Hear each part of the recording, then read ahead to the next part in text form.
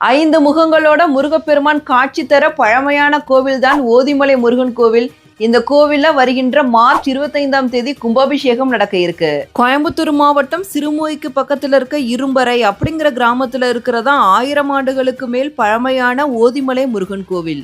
போகர் சித்தர் பழனிக்கு போறதுக்கு முன்னாடி முதல்ல ஓதிமலை முருகனை தரிசித்து அருளாசி பெற்ற பிறகுதான் அங்க முருகப்பெருமானோட வழிகாட்டுதலின் பெயரில் அப்புறம் பழனிக்கு சென்றதாக சொல்லப்படுது.